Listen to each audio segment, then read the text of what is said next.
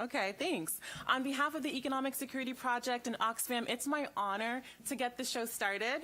Welcome to Guaranteeing Economic Rights in an Era of Inequality. We're here to take a deep dive into one of the most pressing issues of our time, inequality. We're here to take forward a really big idea for our future, an idea whose time has come, the guaranteed economy. We're here as curious and caring people in organizing, politics, academia, journalism, and philanthropy who are shaping the future and are united in our shared vision to build a new economic paradigm. Hi, my name is Sophia Lafontaine, and I work at Oxfam in our U.S. domestic program. I will be your MC. Thank you. If you are sharing this event on social media, please use the hashtag economic guarantees. We have a very exciting lineup for you guys this afternoon. We're going to open with Gina Cummings, Oxfam's organizer-in-chief and our VP of Alliances, Advocacy, and Policy, to welcome and set the stage. Then to Natalie Foster, co-founder and president of the Economic Security Project, who is the author of The Guarantee on the fight for America's next economy. Then we have our keynote, Senator Bernie Sanders. Deep breath, folks. And then our two illustrious panels of leaders that I'm just in awe that we have with us this afternoon. To close the event, we'll have Montgomery County 2021 Youth Poet Laureate, Sasa Akil, and then to the reception where we get to hang out, enjoy food and drinks. So, without further ado, Gina Cummings.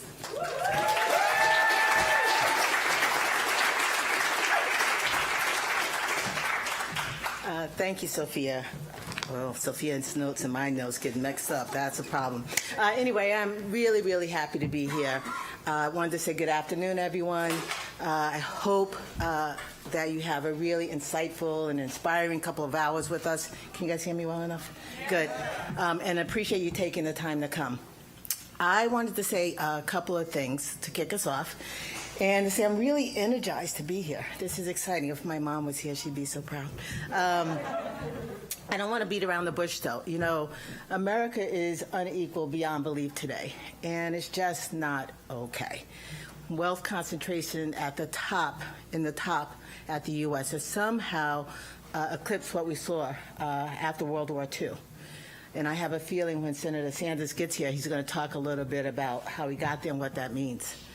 When we think about race, the racial wealth gap today is somewhere where it was in 1950, which is wild when you think about it because we've done so many things since 1950. Somehow we've managed to put men on the moon. Somehow we have developed technologies that, for billions of us, that bring us all together in community, even in our pockets, although I left mine over there. And yet, today, we can't seem to lift up the poor, and we can't seem to end the racism that's tearing us apart. When I think about climate, and climate's one of those things where you think about, then you're like, oh, I don't know if I want to think about it. The top 1% are burning 25 times more carbon than half of America put together. And sometimes when it's late at night and I'm doing that mommy worry thing for people who are mommies, you know that mommy worry thing you do late at night, it feels like we are burning our collective future. You know, I can go on, but the truth is inequality cuts deep. And there's no escape in the harsh reality of excess for a tiny few, while so many others struggle to put food on the table, to find safe and affordable housing, and to work a single job that pays a living wage. Today, we're going to be talking about a news story that's being written, that's not yet making the airways every day, but I have a lot of hope. And it's a story that's being written despite our harshly unequal reality. Instead, it's being written in response to it. Today, we're going to hear from some of the most wonderful people who are writing that story. They're the activists who are organizing against organized money, and they're winning. They're the thinkers and the writers and the advocates that are taking ideas from the fringes and into the mainstream. They're the policymakers, including policymakers here in D.C., who are doing this amazing thing with economic policy more changes than we've seen in the last many, many decades, from everything from anti-monopoly to new investments to issues around labor. And yes, I am talking about amazing people who are going to sit and they're going to stand on the stage for the next couple of hours, but we have to remember that they don't do this alone. There are people organizing this new story all over America and all over the world. So look around, say hello to one another. You know, if I was in church, I'd say say the peace thing and all that. Because the activists and the policymakers and the workers and the advocates and all of those people organizing the new story, many of them are sitting next to you, and we should take advantage of that opportunity. Today, for me, is about the story of where we go next. The crises of our time haven't actually dampened our ambition, but it's actually risen our ambition. It hasn't, in fact, blown out our imagination, but it's rekindled the possibilities of what we can do. We don't want to talk about making people a little less poor. We don't want to talk about a little bit of economic growth that someday, for some people, may perhaps trickle down. Instead, we want to talk about ending poverty. We want to talk about racial and gender equality.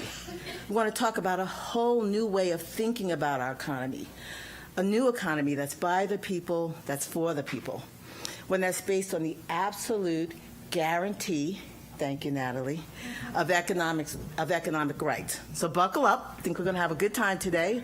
Let's give our big tent the chance and the right to dream just a little bit about what this might look like in the future. Let's get to know the fights that are happening for a guarantee today.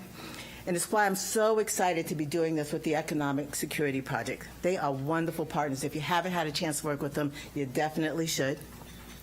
And to work with Natalie as she brings the guarantee into our world. Now, I just want to end by saying, know that Oxfam is with you. I got to say a little bit of something about Oxfam, right? I mean, I got a job and everything. Know that Oxfam is with you. We want to be, and we are part of this big tent. We take on inequality across the world. We take on inequality in the U.S. We're built for taking on injustice and fighting for making the unthinkable real.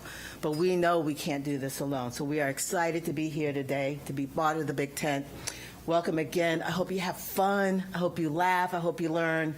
And I wanted to say, Natalie, over to you.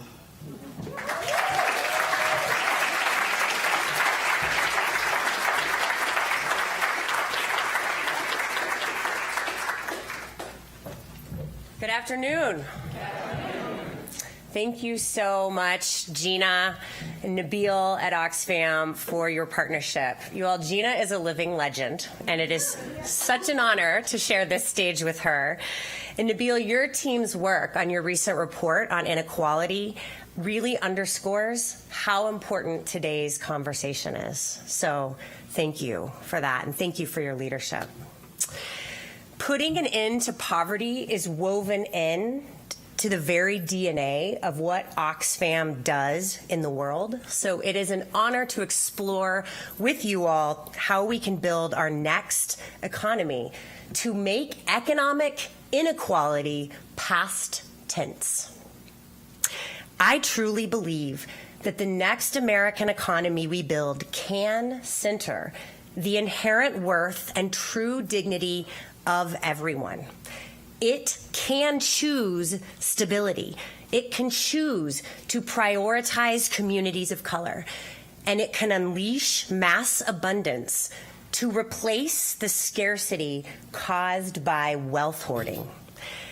And I believe that because of these new political possibilities that have been forged over the last decades here in the United States by organizers, advocates, and policymakers, many of whom are in this room today. Ideas like debt-free college, ideas like guaranteed income, or universal family care, they were once seen as pie in the sky, and now they are not just possible, they are taking shape. They are gaining momentum, right? And they were reminding each of us that we can do things differently when it comes to how our economy works and whom it works for. Right now, we can realize the economy that we deserve in America, an economy where we have our needs met, regardless of race, religion, or zip code. And I call it the guarantee economy because it guarantees an economic floor that allows each one of us to build lives of dignity, of agency, and of freedom.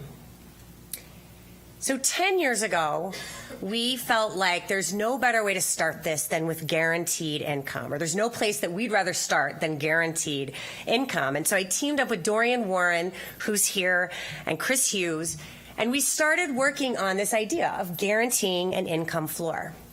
And let me just tell you, we were laughed out of the room. It was an idea that was pie in the sky, right? But over time, and over many conversations, the big idea started to seem just a little bit more possible.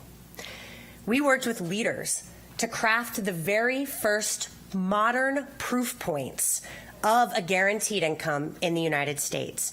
Pilot projects that would put no strings attached cash into the hands of people struggling to make ends meet. In Stockton, California, led by Mayor Michael Tubbs, and in Jackson, Mississippi, led by Dr. Aisha Yandaro. And those pilots, they worked. The people in these first two guaranteed income pilots were economically stronger. The cash in hand, it supported their resilience. It supported their opportunities to control their own lives, to set goals, to take risks. People found full-time work at higher rates. People's stress went down. In other words, providing people with an economic floor changed the trajectory of their lives. Now imagine if we coupled that cash with the entirety of the guarantee framework. What a different country we would have today. So I want to tell you a story that has really stuck with me.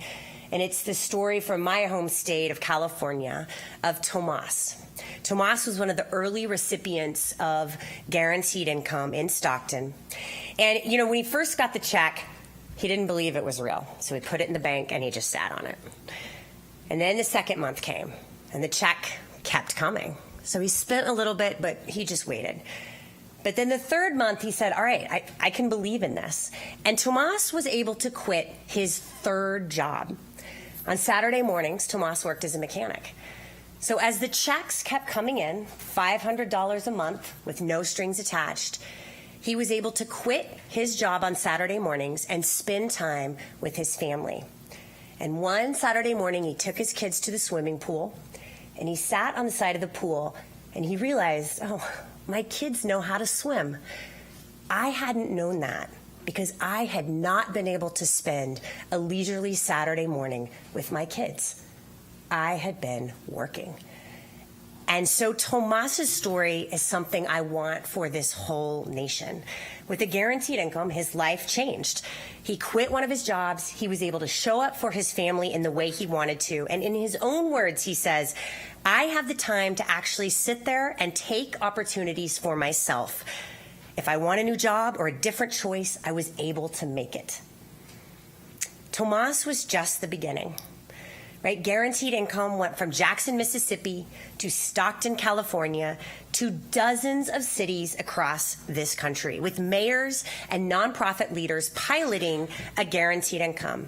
Today, there are 150 pilots across this country in 35 different states and over 50,000 people who have received cash, changing their lives, but also transforming their communities. And then the pandemic would hit, and we would face a once-in-a-generation economic and health crisis. And policymakers would reach for the tools that were being tested and tried city after city in this country. And they would pass the expanded child tax credit, which was a guaranteed income for families. And it was happening at the national scale. So yes, progress isn't linear, and we were not able to make that policy permanent yet. let's not let this be the end of the story. This is the messy and beautiful beginning of a new chapter in American economics. And together, we did something that we were told was absolutely impossible to do in the United States of America. We brought child poverty in the United States to an all-time low.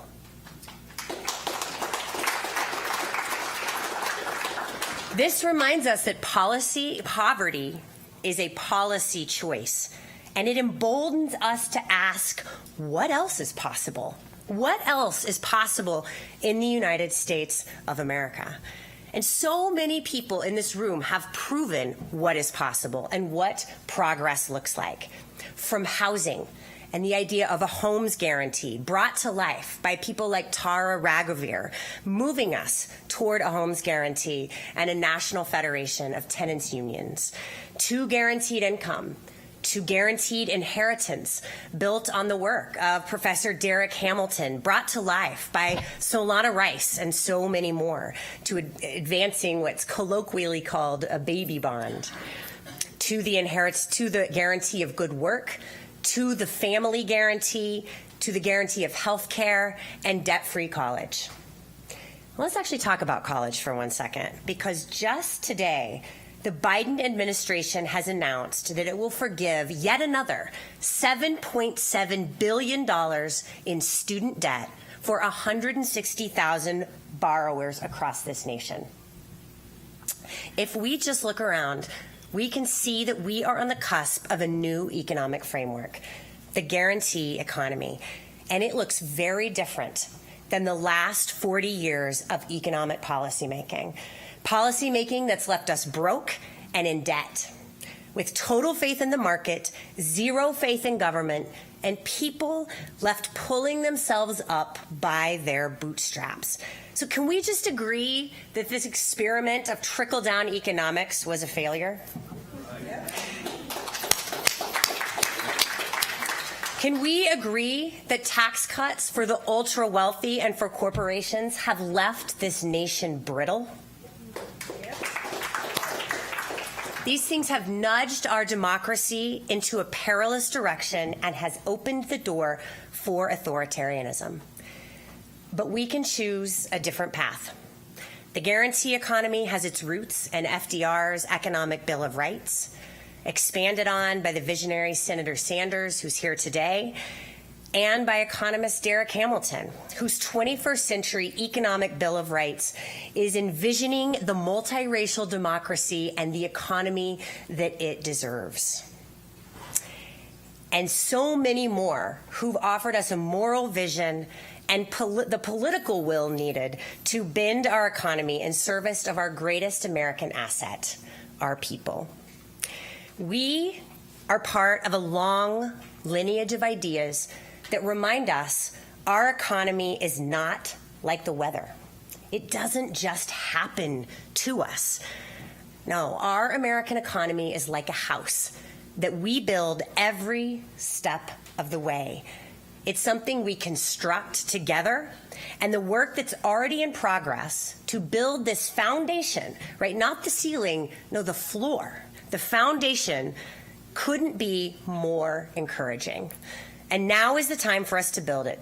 So together we can build the guarantee economy and secure a more democratic and prosperous future for all of us. Thank you.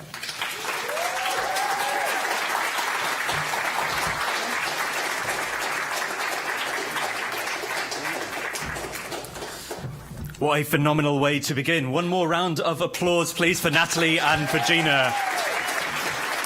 Right.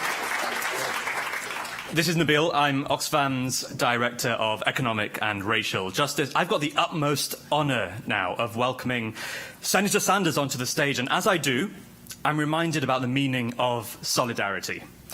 That in a world in which inequality tears people apart, we need more of those who can pull us together. That in a society in which the platforms of the powerful dominate, we need more of those who can raise the voices of the working class.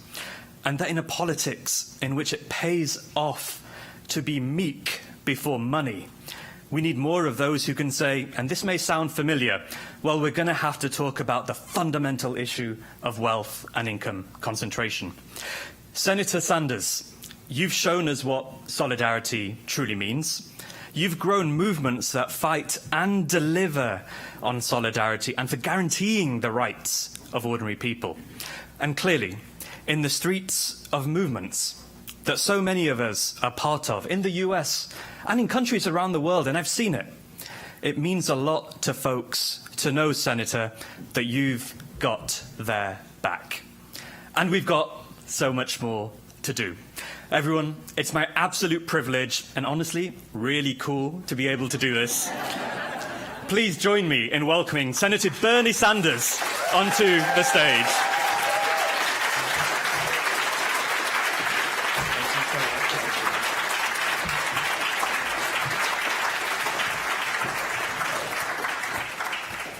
Well, let me thank all of you for being here, and let me thank Nabil for that very kind and generous introduction. I have to tell you the truth, that Oxfam is one of my very favorite organizations in the world.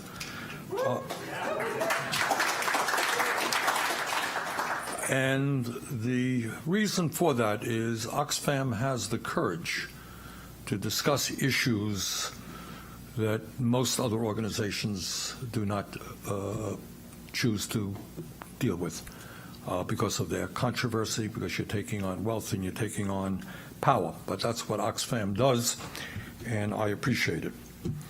And as Nabil just mentioned, to my mind, when people say to me, I get around the country, get around my own state of Vermont, and they say, well, what are the issues? And at the top of my list, always, because of its pervasive impact, is the issue of oligarchy and growing income and wealth inequality in the United States and, in fact, around the world. And every year, as all of you know and should be proud of, Oxfam does an extraordinary job in shining a spotlight on the rapid movement toward global oligarchy, in which we are seeing just a handful of billionaires in our country and around the world own and control a major part of economies. Now, one of the challenges, and I say this, somebody who is involved in politics, one of the problems that we always have is who determines the issues that are important. All right. So if, God forbid, there was a shooting down the street, that's an important issue. Somebody robs a bank, that's an important issue. How come the fact that 3 people in America own more wealth than the bottom half of American society is not a major issue? You ever see? Have you ever? Think about it. Help me out here. Other than maybe me. Have you ever seen anybody on TV even raise that issue? Have you? I'm asking you a question. All right.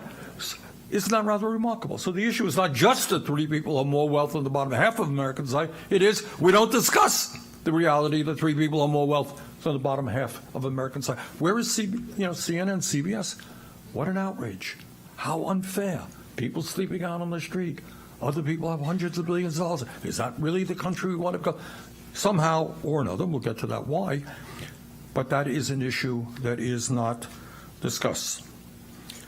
But what we know, and I think the American people understand, whether or not it's discussed in Congress, and it's not, whether or not it's discussed in the corporate media, and it is not, the simple truth that we understand is that never before in human history have so few owned so much. That's a fact. Never before in human history has there been such extreme levels of income and wealth inequality. Never before in human history have we had a situation in which so few owned so much, and we had such enormous concentrations of ownership.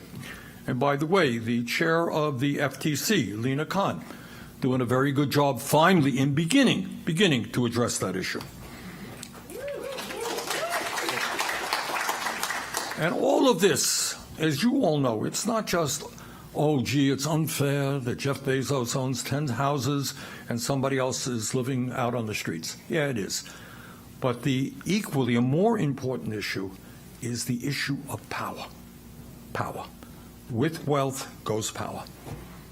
And in fact, never before in human history have we seen a billionaire class or people on top with so much political power here in the United States and around the world. Hardly ever discussed as well. So this is not just a question of fairness. It's a question of who has the power, who makes the decisions. And I must say that never before have we seen such an unprecedented level of greed, arrogance, and irresponsibility on the part of the ruling class of this country. For these people on top, it's almost like a religion. Enough is never enough. One might think that if you had a few $1 billion and to be able to take care of your family for the next few thousand years, you could let up a little bit. But not. They are across the street right now. They're lobbyists fighting for more tax breaks for the very rich, fighting to cut Social Security, fighting to cut Medicare so they can increase their wealth and their profits. And this is an issue we have got to deal with. And that is, all of us probably know people who are addicted to drugs, serious problem, alcohol, tobacco, food, whatever it may be. Addiction is a serious problem in our country. These people are also addicts, and they are addicted to greed. And no matter what, they need more and more, and they will step on anybody to get more. These are not nice guys. You know, and I say that, you know, because sometimes they come across, well, you know, and I'm not generalizing. I'm not trying to say everybody, you know, is necessarily evil or terrible. That's not what I'm saying. But I have dealt in the last couple of years, my office has been involved in a number of strikes around the country. Workers have been on strike, fighting for decent wages. And what almost always happens, and it really stuns me, is you can understand if a business is doing bad, you know, hey, workers, you know, we can't give you what you want, we got to cut back. You see these guys making huge profits, record-breaking profits, and they want to take away the health care of their workers. The greed is really rather extraordinary. It's kind of like a religious thing for them. They need more, and to hell with everybody else. So what we are seeing now is not only more income and wealth inequality in the United States, but we are seeing it all over the world. And I know Oxfam is an international organization, and they are aware of that. In America today, as I mentioned, 3 people own more wealth than the bottom 165 million people. 3 people, 165 million. Meanwhile, in the wealthiest country in the history of the world, when you have that massive income and wealth inequality, what else do you have? You have tens of millions of people struggling to put food on the table, struggling to pay the outrageous cost of housing in America today, struggling to pay for very high health care costs, high prescription drug costs, high child care costs, high education costs, and other basic necessities in life. So it's not like, you know, if the very rich were getting much richer and the middle class was growing, people would say, well, it's not quite fair, but you know what? Everybody's doing well. It's not a question of everybody doing well. At a time of unprecedented income and wealth inequality, and this is a point that has to be made, and I know Oxfam make it clear, the people on top in America today, and I suspect around the world, have never, ever had it so good. You got it? Ever had it so good. Meanwhile, in our country right now, 60% of our people are living paycheck to paycheck, and over 650,000 people sleep out on the streets, a few blocks away from here. So let us be very clear. In America and in much of the world, the status quo is working very, very well for the people on top.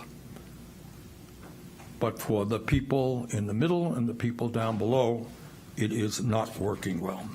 and also understand, because I deal with it every day right across the street, the people on top will spend endless amounts of money to protect their privileged position of wealth and power. There are thousands of lobbyists across the street fighting very hard to make sure that we are not able to change the status quo to protect working class people or lower income people.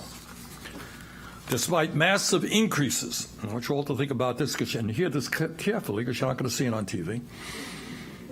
Despite massive increases in worker productivity and an explosion in technology, the average American worker today is making $50 a week less than he or she did 50 years ago. Got it? So you want to know what Trumpism is about? You want to know why people in America are angry? Because what has been going on for 50 years, while worker productivity has exploded, in many ways, they are worse off.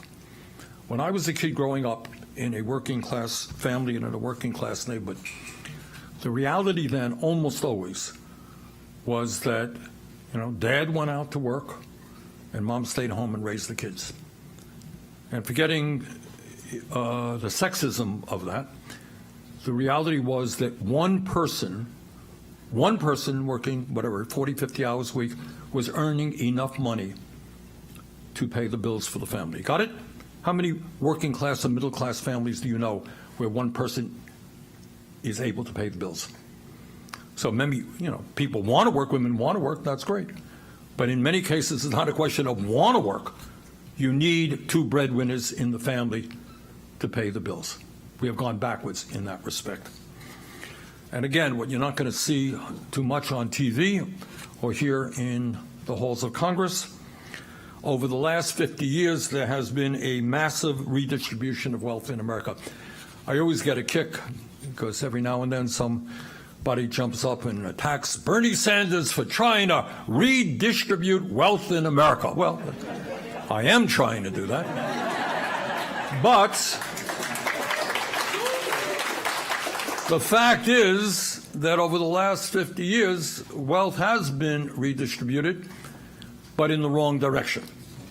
According to a study done by the RAND Corporation, not exactly a socialist operation, since 1975, over $50 trillion in wealth has been redistributed from the bottom 90% to the top 1%, primarily because corporations are spending a growing percentage of their profits on stock buybacks and dividends. Think about that. And it's important that we understand the anger that exists out there. And that is that working people work their whole lives, falling further behind, no progress in 50 years. People are worried that their kids will actually have a lower standard of living than they do. It's not on TV. It's not discussed in the halls of Congress. Happens to be the reality. And as I think all of you know, the trend that we're seeing in America is, in fact, unfortunately, a global trend.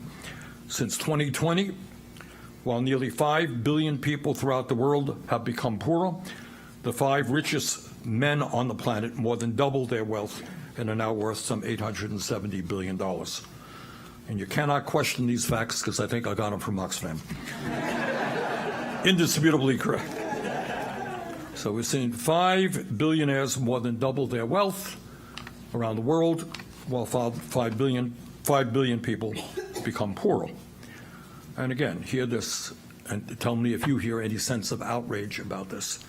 Top 1% globally now own more wealth than the bottom 95% of humanity. 1%, 95%. So you think about that for a minute. You think about all of the struggles that have taken place for so many decades. You think about all of the politicians making all of their promises in America and around the world, and at the end of it all, top 1% own more wealth than the bottom 95%. And this is a world that we have got to change, and I know you and Oxfam are working very hard to change it. And when we talk about the rapid rise in oligarchy and the concentration of ownership and power at the top, we're not just talking about economics, we're talking about political power as well. We're talking about economic and political power. In sector after sector, a handful of giant corporations control what is produced and how much we pay for it, and have been engaged in a destructive race to the bottom in the never-ending search for cheap labor and the fewest regulations. Unbelievably, and this stuns me as a fact, again, not very widely discussed, but I want you to hear this. Today in America, well, globally, I should say, just 3 Wall Street firms, 3, BlackRock, Vanguard, and State Street, control assets of more than $20 trillion. 3 Wall Street firms control assets of $20 trillion. That is equivalent to virtually the entire GDP of the United States and about 5 times the GDP of Germany. 3 Wall Street firms, they are the major stockholders in about 95% of S&P 500 companies, exerting enormous economic control over the largest corporations in the world who employ millions of workers. Do something interesting tonight when you have nothing to do. If you're tired, if this has bored you, you want to, go home, Google, and go to any corporation you want to go, and then look on the shareholders, who owns the company. And time again, what you will find, BlackRock, Vanguard, and State Street popping up as the major shareholders. 3 firms, $20 trillion in assets. And when we talk about the massive concentration of ownership in the United States, let us not forget the corporate media. In the United States, 6 large media conglomerates control 90% of what the American people see, hear, and read.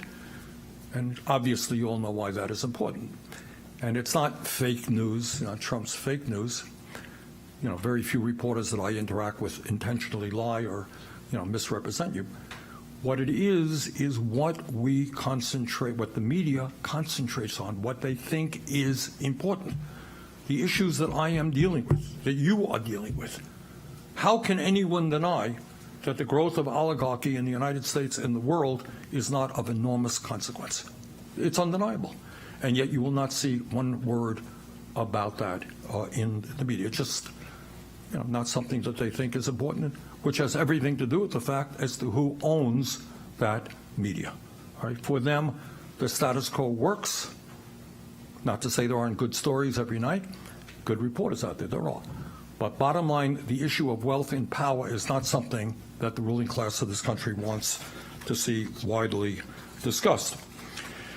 And then when we talk about money and power, let us not ignore for a moment what is going on politically right here in the United States. I mean, many of us are concerned about Trump and his supporters trying to undermine American democracy in many, many ways, and it's something we've got to worry about and deal with.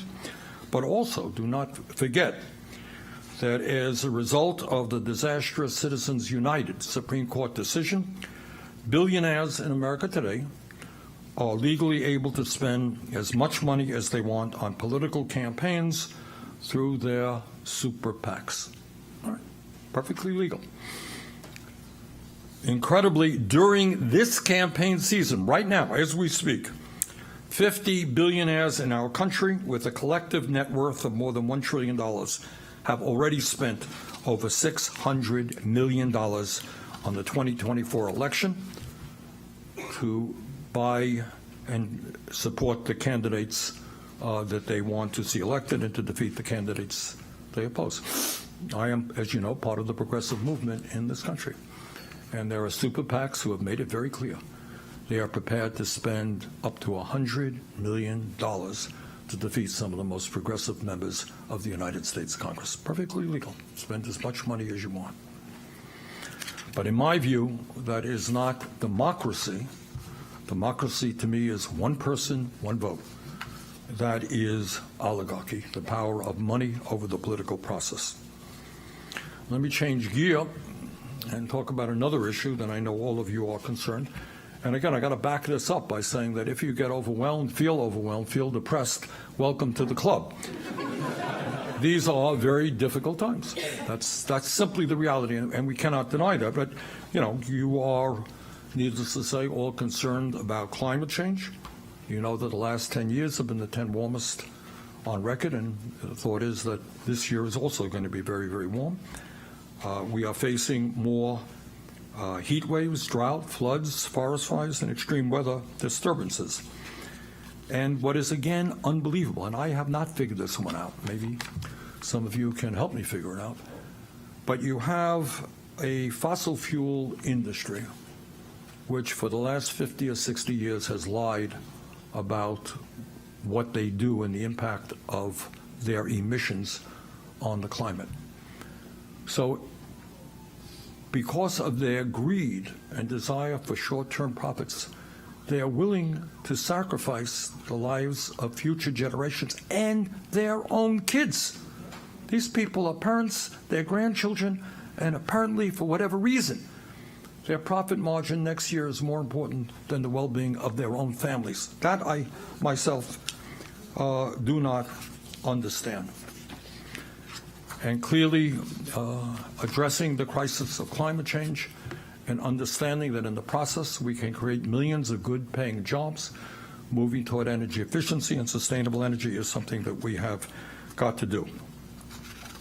But just in dealing with climate change, again, one of the problems that we run into is it is not just an American issue. We can, in our country, do all of the right things and fail.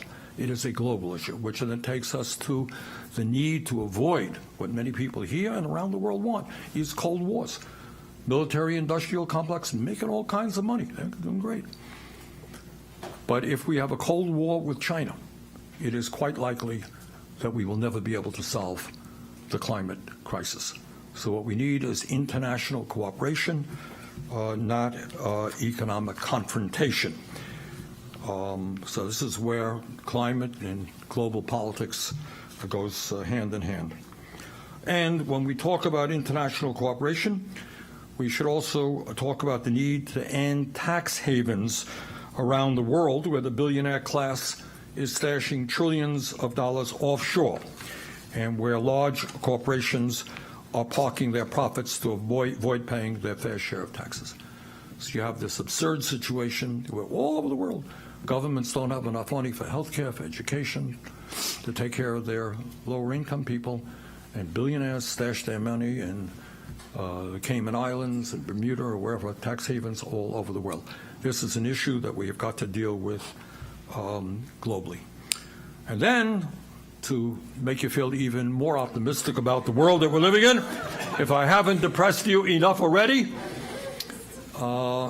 there is the issue of artificial intelligence. And I'm not even talking about whether or not artificial intelligence finally outwits not very bright human race. It's not a very high bar, you know. But I'm just talking about the economic impacts of that, and that is the jobs that many of you have will not be here in 10 or 15 years. Then the question that we have got to ask ourselves is who's going to benefit from this radical transformation of the economy? Okay? Will companies simply be able to say, hey, we've got a robot to replace you as a factory worker? We have artificial intelligence to replace you as a lawyer or as a writer? Sorry about that, you're out on the street. Or do we say, you know what? Technology created by human beings is not a bad thing unto itself. It depends on how it's used. So the question is, who benefits, who gets hurt? And one of the things that I have been working on is to see that workers benefit from this explosion in technology by moving toward a 4-day, 32-hour work week with no loss in pay. All right. And I tell you, wherever we go around the country, people feel, for a variety of reasons, that that is the right thing to do. But the issue here, this is human invention. The human mind has created something. Who benefits, who gets hurt? Either workers get thrown out on the street, or we can reduce the work week and allow workers to have more time with family, friends, leisure, culture, whatever it may be. I've touched on some of the real great concerns that I know you and Oxfam are concerned about. And these are issues that we cannot run away from. But I also want to mention to you some very good news, I think. And that is, and here I speak mostly for what's happening in the United States, and that is we are seeing working people in America standing up and fighting back in a way that we have not seen for many, many decades. That's right. That's right. In America, more workers want to join unions. More workers are joining unions. Nearly 200,000 last year alone. More workers are going out on strike for decent wages and benefits than we have seen in a very long time. And many of those unions are winning good contracts. In other words, working people are saying, I'm sick and tired of seeing CEOs make 300 times what I make, sick and tired of seeing corporate profits, record-breaking corporate profits, and I'm going nowhere in a hurry. We want economic justice. People are standing up, and they are fighting back. So let me conclude by saying this, and that is we are in a pivotal moment in American history. I happen to believe this is one of the 3 or 4 or 5 most pivotal moments in the history of our country. How this period turns out will dramatically impact the lives of our kids and future generations. So we are fighting together against oligarchy and a corrupt billionaire-controlled political system. We're fighting to protect our planet from the ravages of climate change. We're fighting to make sure that women are not reduced once again to second-class citizens unable to control their own bodies. We're fighting to protect the very foundations of American democracy against those who want to move us toward authoritarianism. But in the midst of all of those fights, we cannot always be on the defensive. We have got to be on the offensive. And that is, we need to lay out an agenda. We need to lay out a vision for the kind of country that the vast majority of Americans would like to see.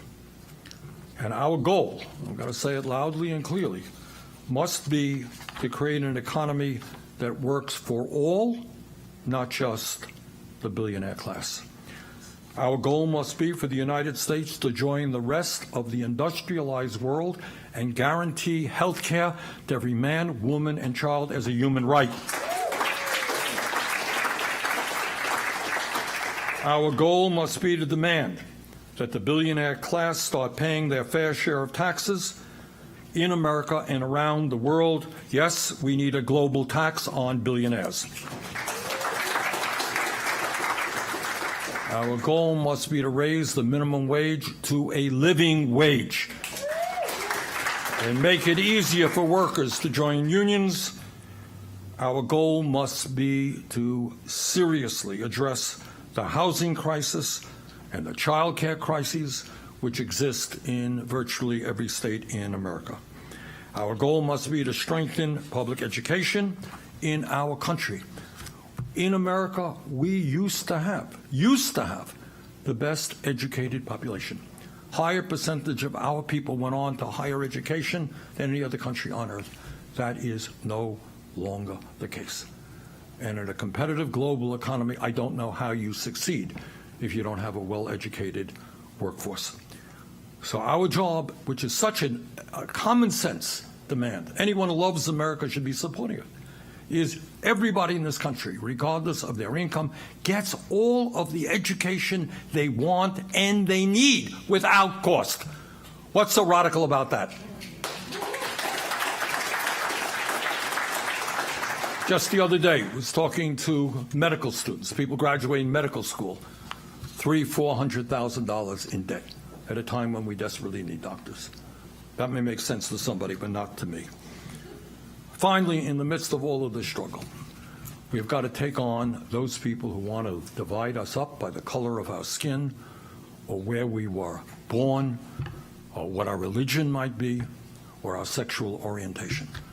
We've got to bring our people together to create the kind of country and world that the people deserve. Thank you all very much for what you're doing.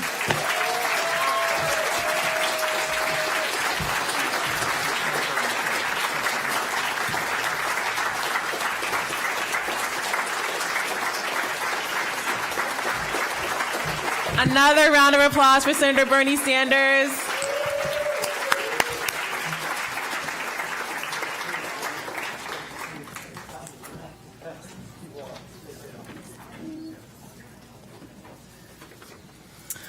All right, I'm back, y'all. Okay, I would now like to introduce our first panel, which is called Visioning a Moral and Inclusive Economy, to talk about the big idea of a guarantee. Our esteemed moderator and panelists will bring a wealth of knowledge and expertise to the table. The panel will be moderated by Dorian Warner, co-president of the Community Change, scholar, organizer, and media personality. Our three panelists will be Derek Hamilton, the Henry Cohen Professor of Economics and Urban Policy and founding director of the Institute on Race, Power, and Political Economy at the New School, the co-architect of Baby Bonds, a 21st Century Economic Bill of Rights, and more. I heard you on the weeds recently. Solana Rice, the co-executive director of Liberation in a Generation, working to build the power of people of color to totally transform the U.S. economy, and behind the Liberation Guarantees. Lindsay Owens, the brilliant executive director of Groundworks Collaborative and one of the most influential people shaping policy, and a vocal leader on the 2025 tax fight around the corner. Take it away, Dorian.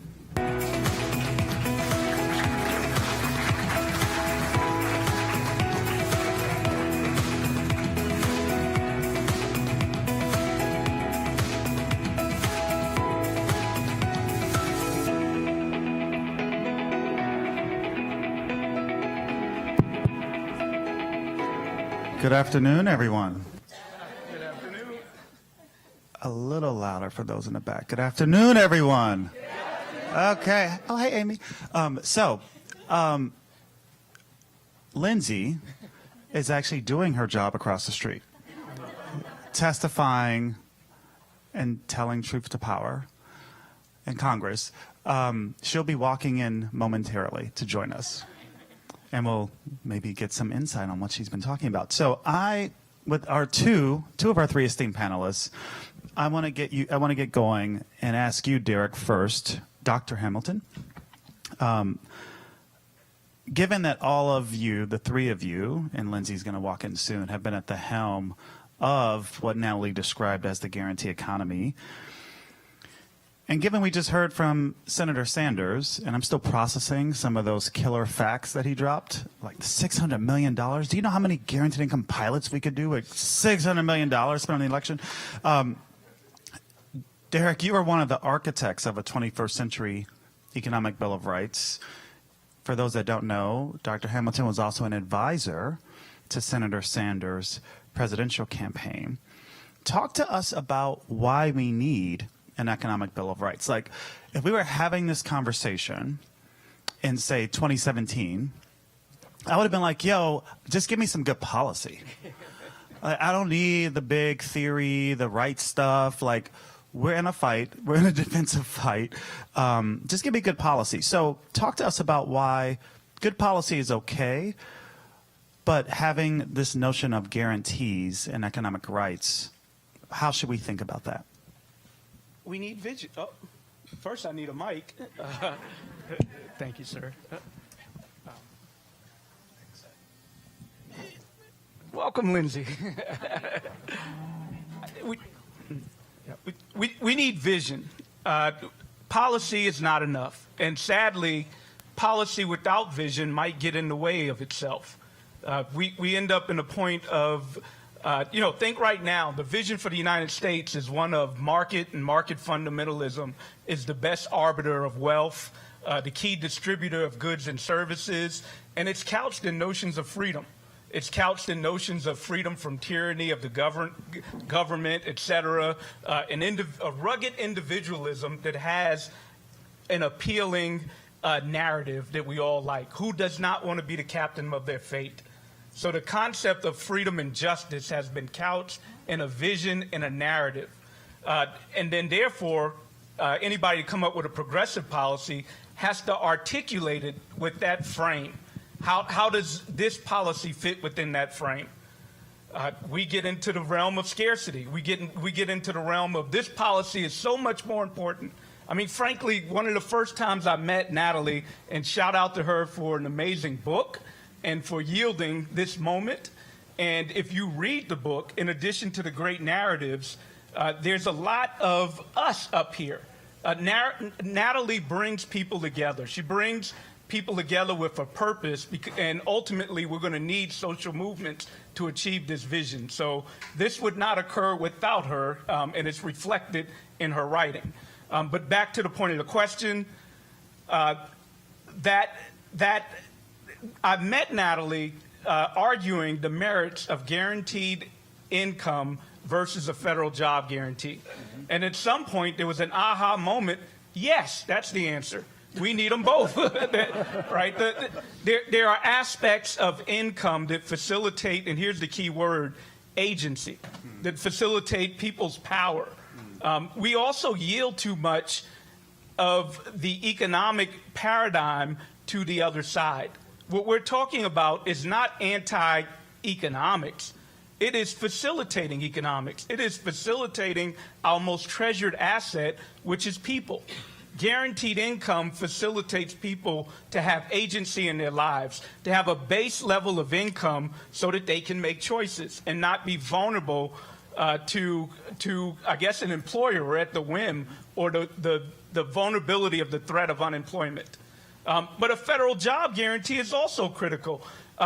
It is part of the essence of humanity to want to engage in productive work, to produce things in social settings. We shouldn't cede that space. And then I won't get into the details of what else comes about from the federal job guarantee right now and the guaranteed income, but suffice it to say that it has multiple purposes. It facilitates people in a way that does not leave them vulnerable to the whim of somebody's charity with power or the vulnerability of their exploitation with power. It assures that they have a necessary ingredient, income and a job, so that they can engage in transaction. But more than that, it facilitates our economy. It invests in innovation, and that's the key word. Again, thinking about the other side, and I'm going to put a button on this, Dorian, because I know we got other panelists, so let me try to close this question out. In addition to facilitating people, it also invests in people in an innovative way. Why is it that every line on a federal budget that goes towards people is thought of as a cost, and every line on a federal budget that goes towards firm thought of as an investment? That's a problem. We have the relationship upside down.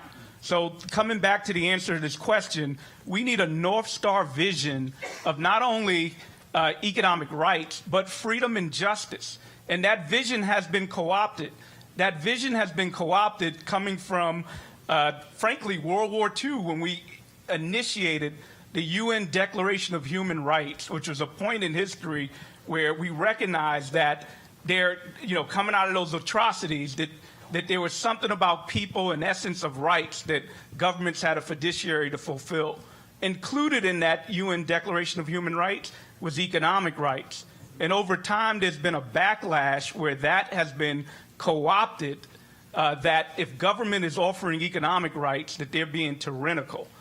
We've lost that battle. And right now, we're at a moment to reclaim that and have a North Star vision of justice that also is productive for our economy in a righteous, innovative, and better way. Well said, Dr. Hamilton. And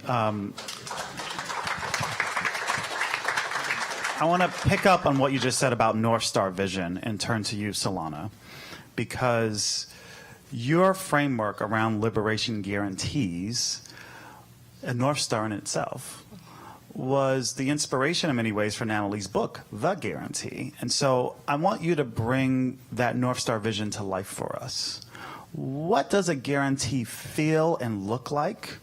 And how do we measure progress when we're a step closer to winning and people experiencing a guarantee? I thank you, Dorian, and thank you to Oxfam, and thank you to Economic Security Project. What a great day. It's so lovely to see you all in this room.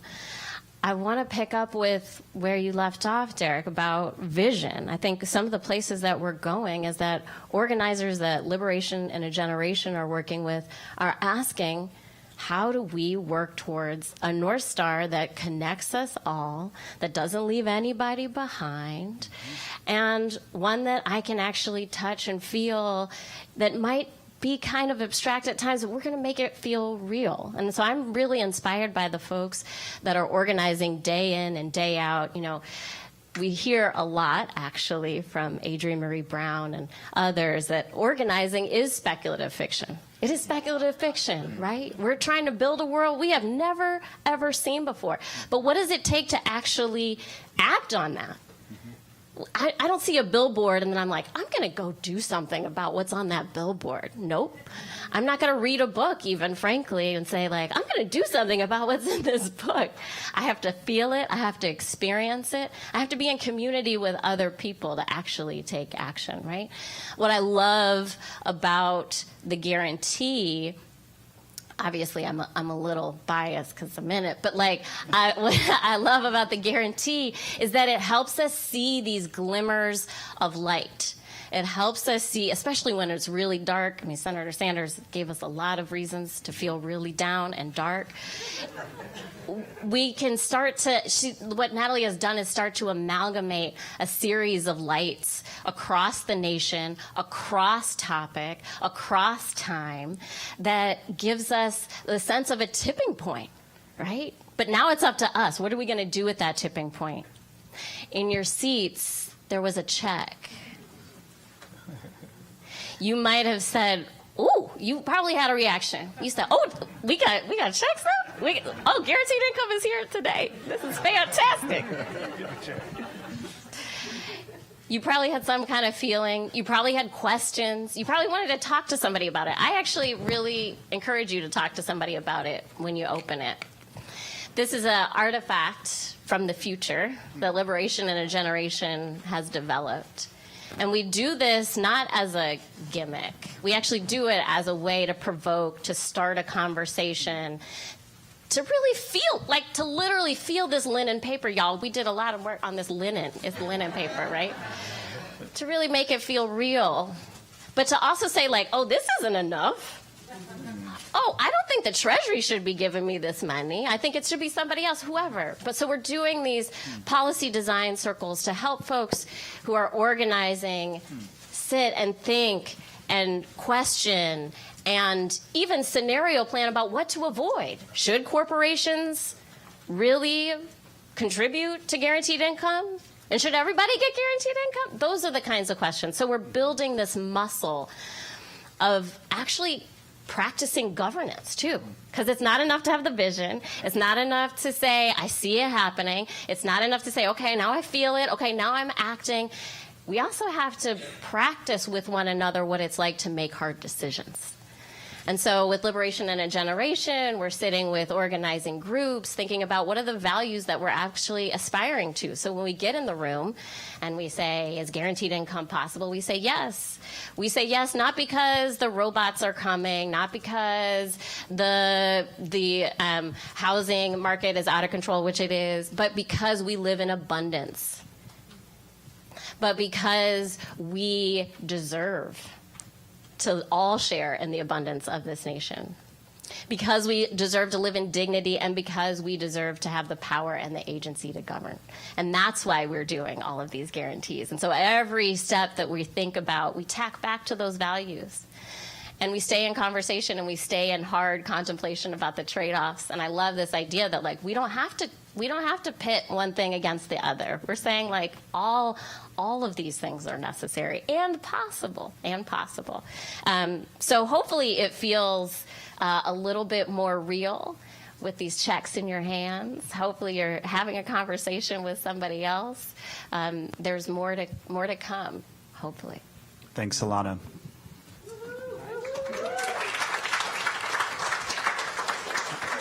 So, Lindsay, thanks for joining us. We heard you across the street. Well, I was going to say I was finishing the book, but no, I had to testify. It was interesting. So I want you to take, I'm going to ask you two questions. The first one is to take 30 seconds and tell us, what were you testifying about? Because we're all curious. The second is, and by way of introduction, Lindsay has worked for Senator Warren. She leads groundwork as a former academic. You've been mostly the last 3 years, I would say, on TV, on social media, calling out the very important people in this town around price gouging and profiteering and taking a lot of crap for it. And so I want you to actually talk to us about, this is the second question, what you've learned from the experience of demanding that the wealthy and billionaires and huge companies pay their fair share, and sort of what you've learned, connect that to the guarantees, what you've learned in terms of really the heat you've taken for really being the tip of the spear around what some of us instinctively knew was right, but we're being told we were wrong. Wow, that's going to be a question that's going to get me a bit emotional, I think. Yeah, look, I mean, I will tell you, talking about the role of corporate profiteering and price gouging, talking about the, as one of the senators at the hearing said, the sort of man-made features of inflation. He was blaming Joe Biden, but the CEOs in corporate America have absolutely had their finger on the pricing dials, right? They've been ticking them up and up and up, higher than they need to. It is incredibly lonely, right? I mean, the team at Groundwork is incredible, and we are really working on this together in lockstep. But establishment economists have derided the mere possibility that a company could be charging a penny more than their input costs, right?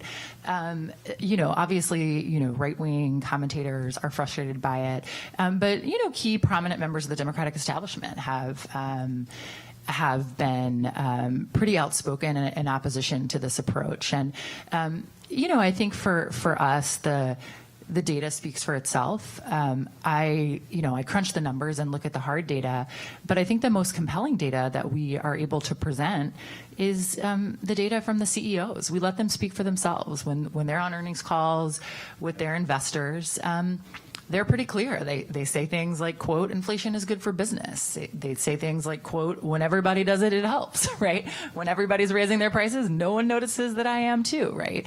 One CEO talked about doing the inflation happy dance, right? I mean, this isn't particularly subtle, right? So I think, we're able to sort of stand on our empirical research, but, there's a lot of dogma here. The traditional field isn't comfortable with this approach. It's been 40 years since there was a period of high inflation in America. The country didn't look like it does today 40 years ago. It wasn't this financialized. It wasn't this concentrated. The economy wasn't this concentrated. Markets weren't this concentrated.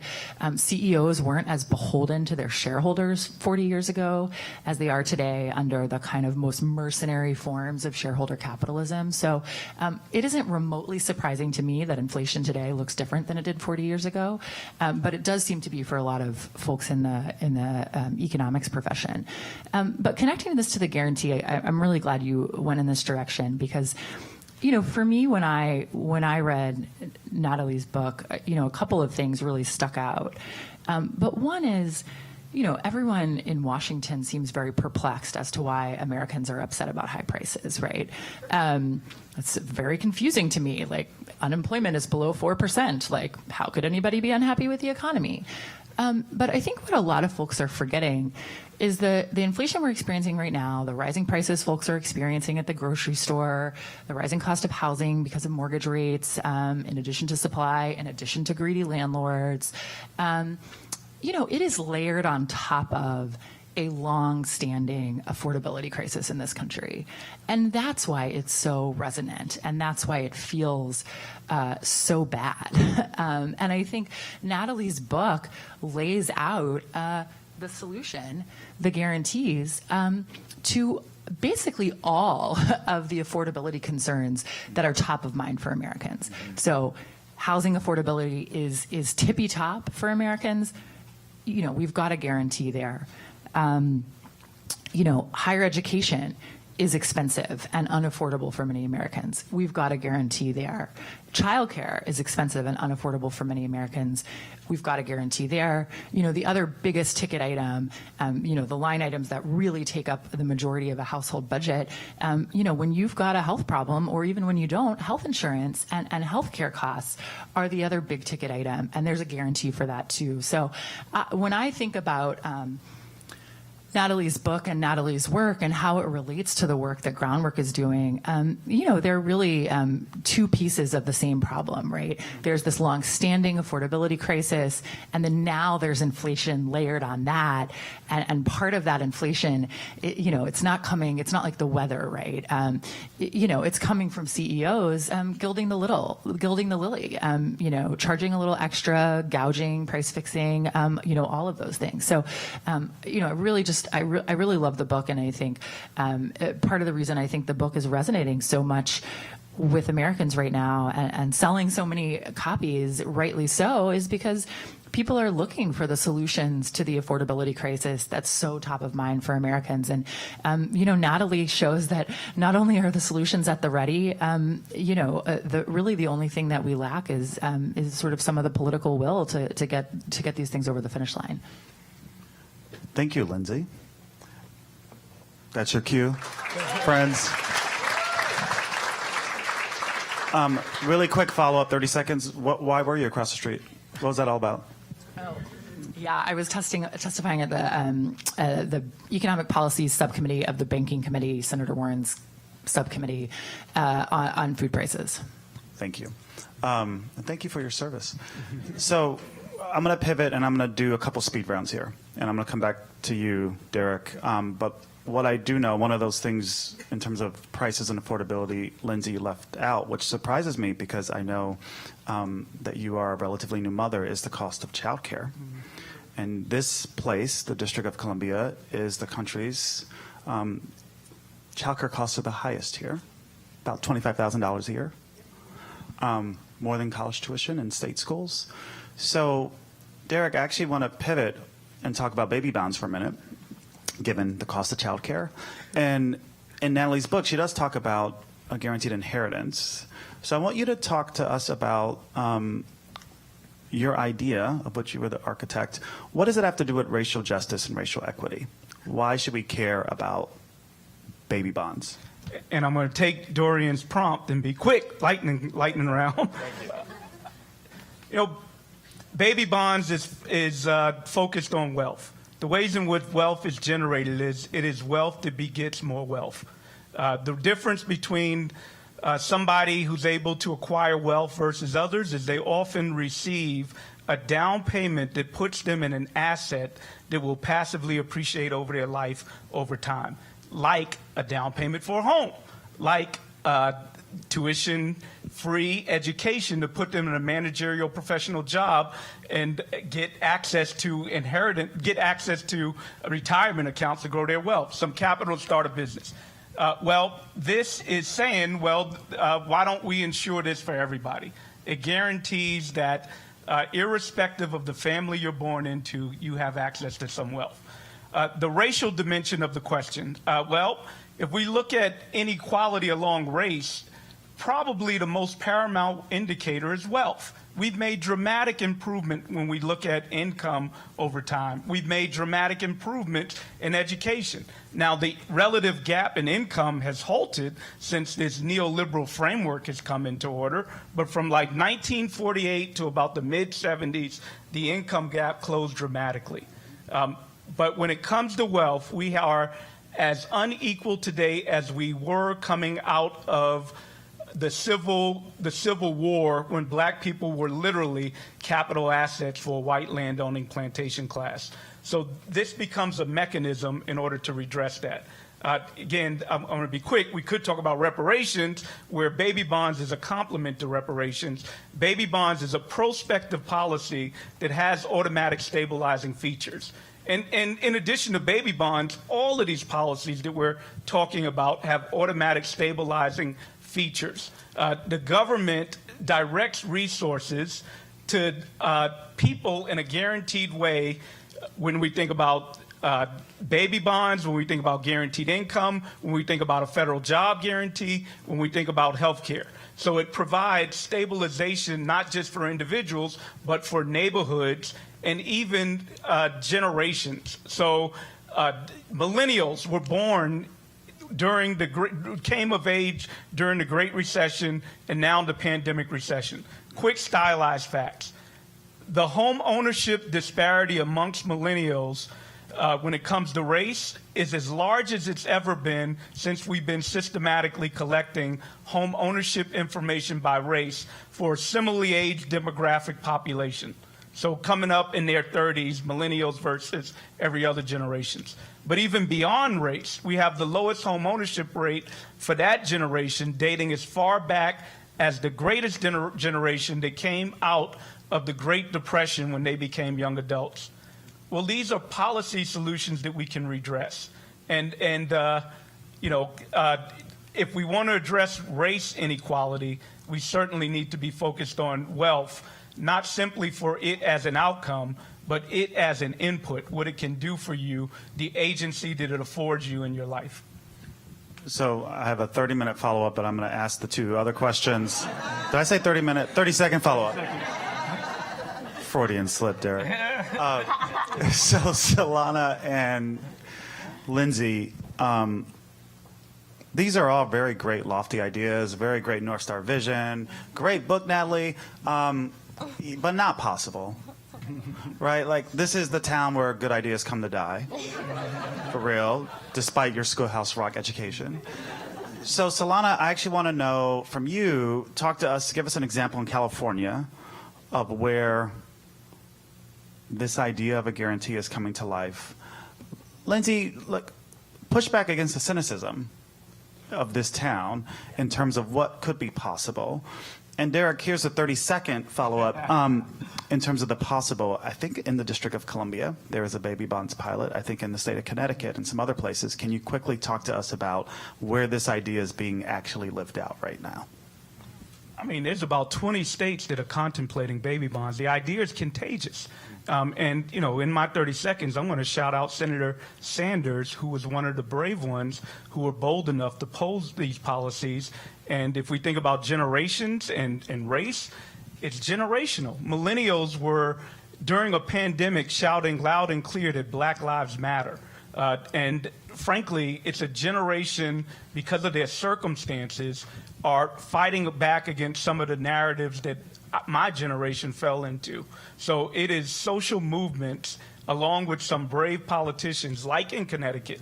2 black treasurers in succession have been working to put forth baby bonds.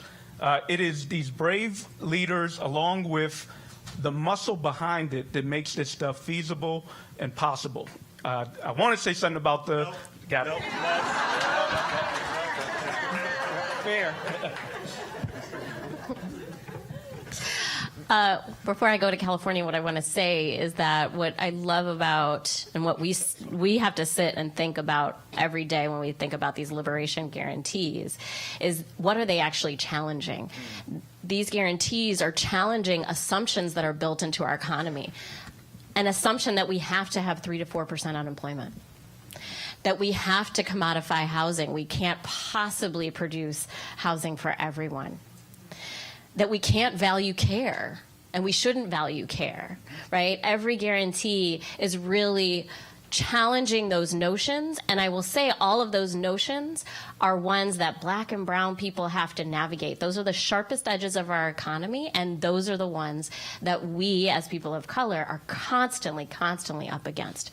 And so when we ask about a racial justice lens, it's the fact that these guarantees are starting to upend some of those really deeply entrenched notions of what our economy has to be.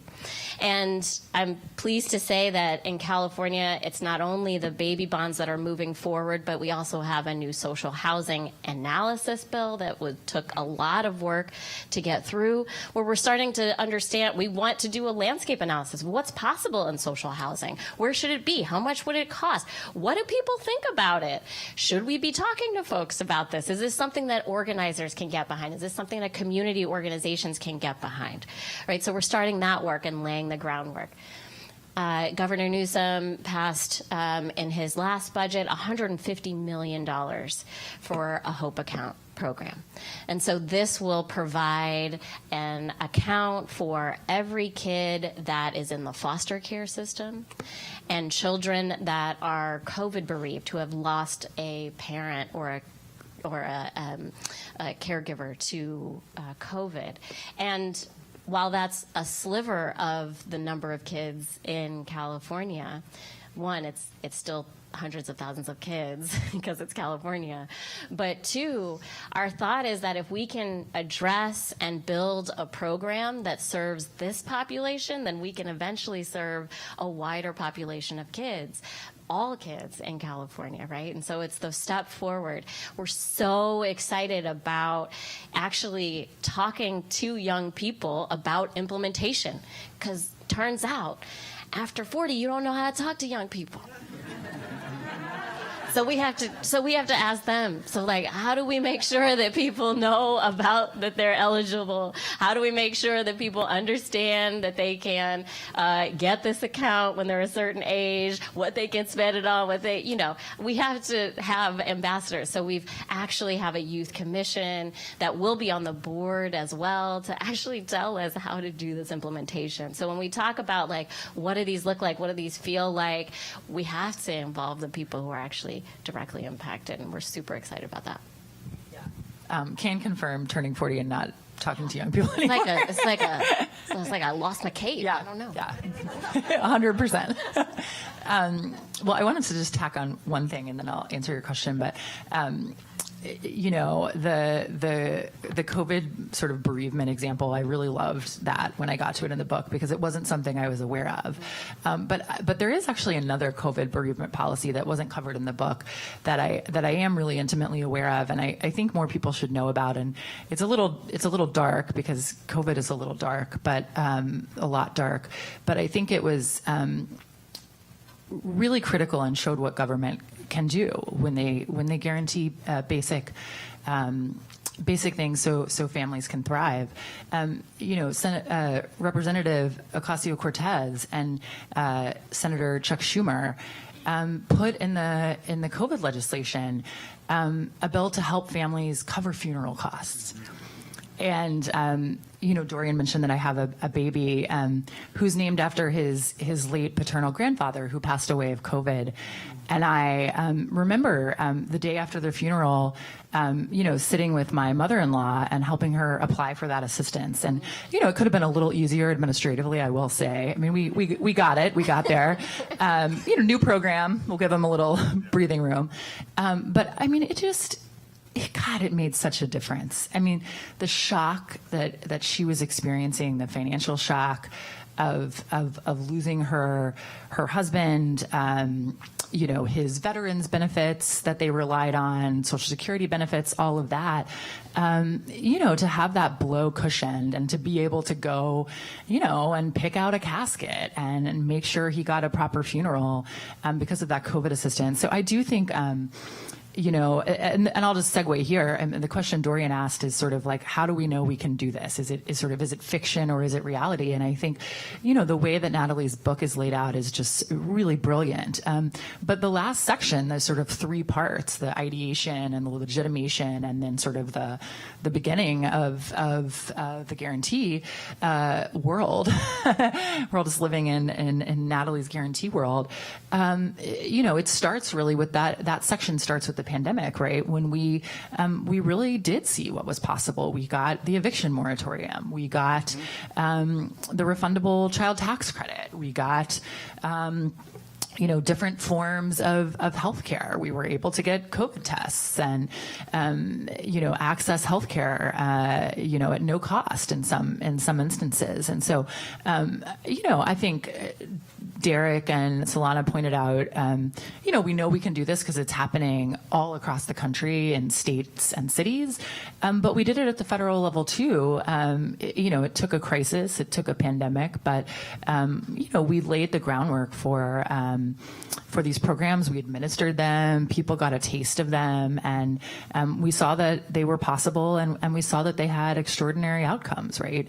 They cut poverty. They reduced food insecurity. They did all the things we would expect them to do. Right? They improved health outcomes. They improved housing security for a time. So, I feel really optimistic about our ability to do this, because frankly, we are and have. Yeah. I'm going to stay with you, Lindsay. This is the super, super, super speed round. So in 30 seconds or less, 30 seconds or less, tell us one thing you want to leave us with to think about in terms of the guarantees. Oh, I think, the cost of living crisis is not going away. It doesn't sort of matter what happens in November. Biden wins again. We don't have to worry about inflation anymore. No, people are still going to be worried about high costs. And so I would just say that, the guarantee framework is going to be just as important next year as it is today. I would want everybody to leave with the idea that, one, we are working in maybe what feels like speculative fiction, but is not, because of what Natalie has brought us together, and that we are aiming eventually for our children, their children's children, to have memoirs of abundance, of dignity, of power. That's what the work that we are here to do will ignite. Senator Sanders talked a lot about power. This is about power. It is political power in order to achieve economic rights, and the fissure is race and identity group stratification. Make no mistake about it, the ways in which concentrations of economic power can override democracy is by using relative status and pitting us against each other. I'll close by saying that this is more than just about economic. It's about tranquility and peace. Our best foreign policy, our best domestic policy is investing in people so that they can thrive. Nor is any of this new or radical, and there are many people to shout out, including civil rights leaders from the Freedom Budget that have been talking about this and have talked about this in detail. Thank you, three, and give them a round of applause, please. So, I want to take a minute of moderator privilege to close out and just say there's a famous quote from a cyberpunk writer that the future is already here, it's just unevenly distributed. And I think that's right. The future of guarantees is here, and it's our job to evenly distribute them. And that requires power. And so I want to end by saying how inspired is by way of saying thank you as well. You're wearing SEIU purple, Lindsay, and I think I saw Sarita Gupta come in the room, and she and I were both at the SEIU convention yesterday, where the first black woman was elected to be the next president of SEIU, April Verrett. And many of you know SEIU for the Fight for 15 campaign, among other things, the last several years and decade. And I just want to say that's a great example of the power that it will take, the organized collective power of ordinary people and workers to really evenly distribute the future of guarantees. And with that, I want to thank Nabil, I want to thank Oxfam and ESP. I especially want to thank Sophia and Gina, because this is not the Oxfam I grew up with. Oh, there's black women at, wait, what? What's happening here? So thank you. And again, thanks to this fantastic panel. We should get off the stage so you can hear from our illustrious colleagues. Thanks, everybody.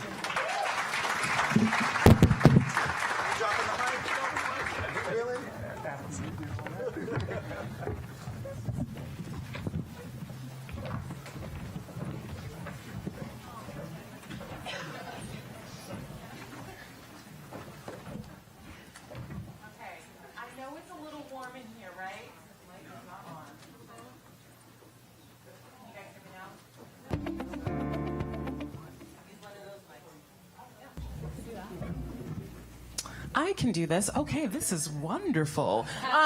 So I know it's a little warm. We are working on it. So hopefully you guys are feeling a little cooler. If you've got some layers, maybe you can take one off. I don't know. As long as it's PG. We are going to keep things moving right along, however. So now I'd like to invite the second panel to come to the stage, the policy and people power to build the new economic paradigm. Our moderator for this discussion is Josie Cox. She's a journalist, broadcaster, and author of Women, Money, Power: The Rise and Fall of Economic Equality. She's a journalist who knows deeply the imperative on inequality today and the movements that are taking it on. Our three panelists are Sarita Gupta, the Vice President of U.S. Programs at the Ford Foundation, author of The Future We Need, Organizing for a Better Democracy in the 21st Century, and a really true leader, y'all, a true leader in labor and on care. Daniel Haran, who is the Deputy Director at the White House National Economic Council with a focus on housing policy. What about this housing? Let's talk about it. Economic strategy, and a key leader who has been shaping the American Rescue Plan and the Inflation Reduction Act, some of the flagship achievements of this administration. Thank you for being here. And Tara Raghuveer, founding director of the Kansas City Tenants and the director of the Campaign for a National Homes Guarantee, a national network of grassroots organizations committed to economic and racial justice. She is a fearless organizer, and we're so delighted to have them all here. Thank you.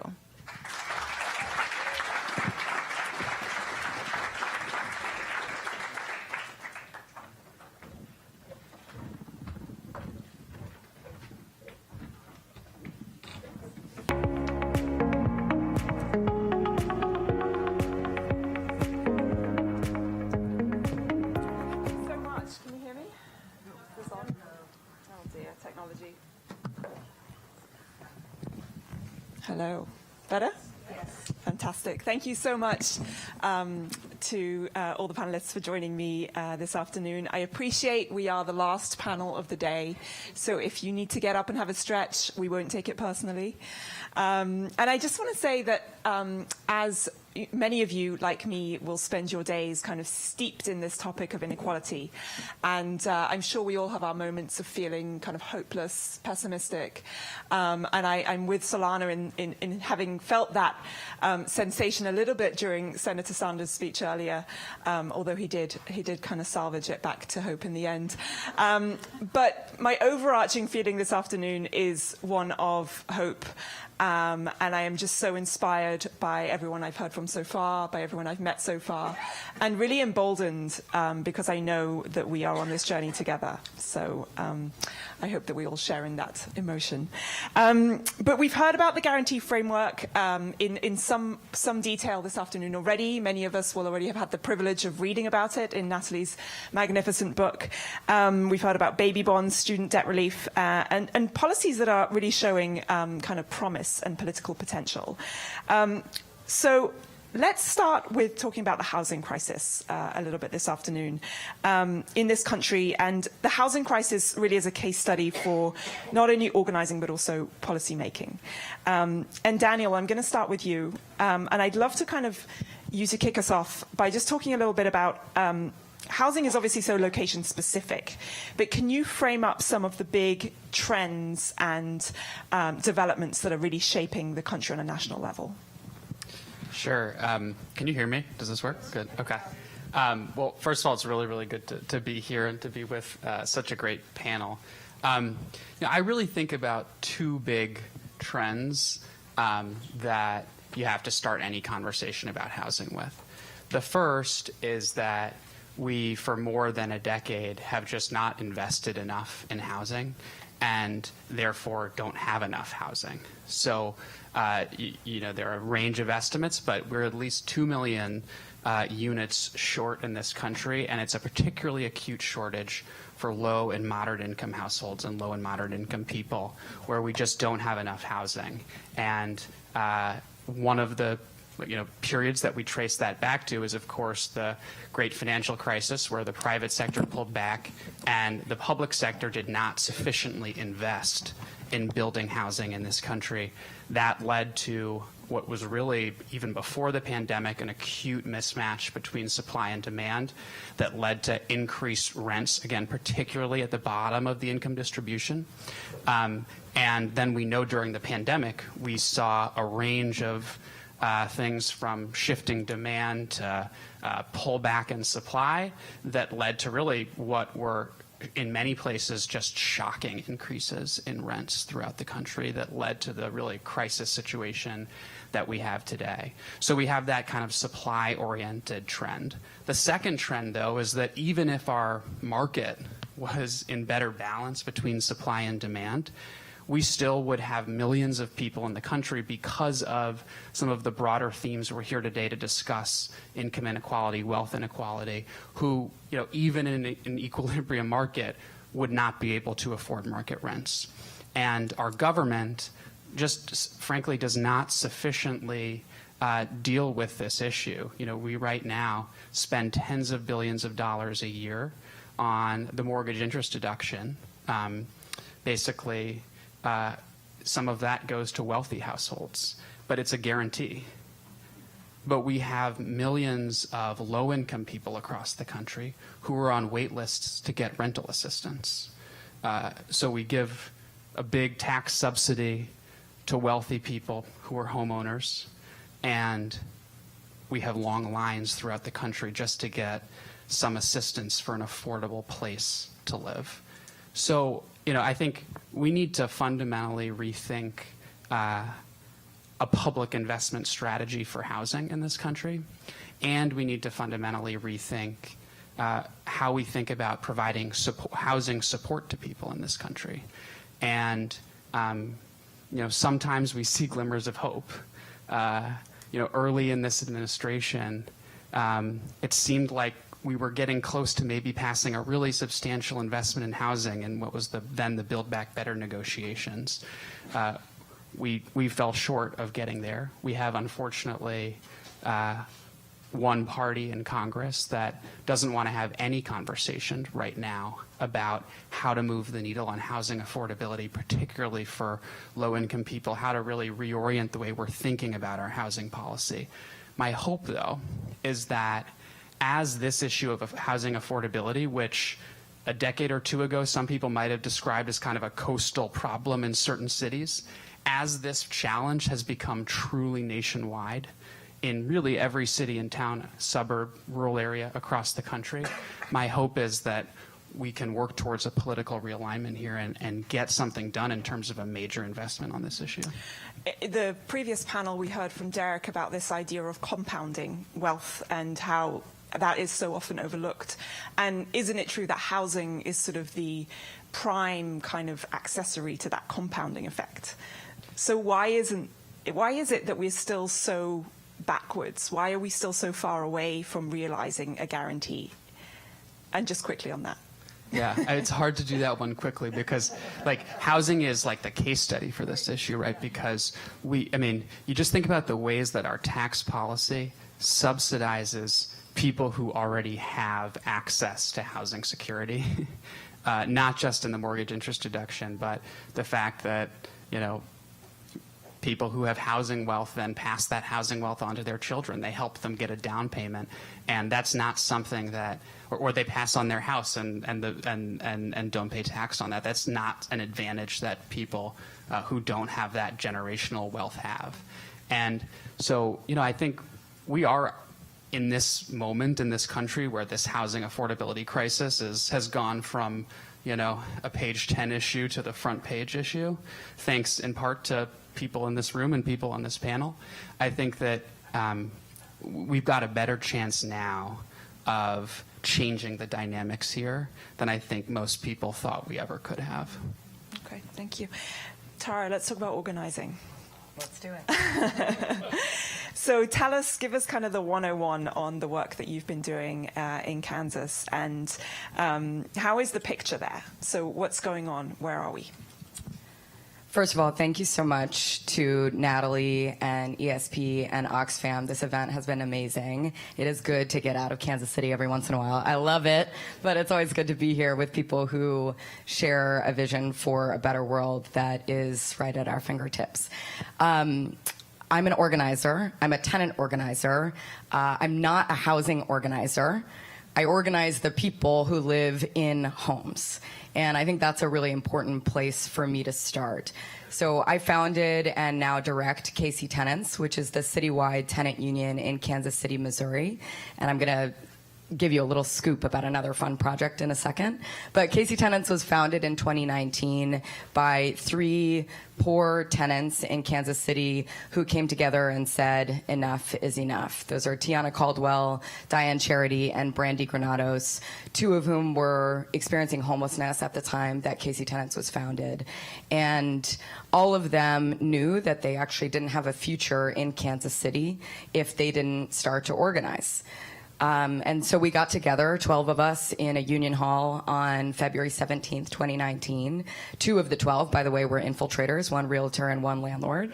But the next weekend we were 35. The weekend after we were 55. 3 days later we were launching on the steps of City Hall with 120 people in sub-zero weather, and we haven't slowed down since. And it's been over 5.5 years.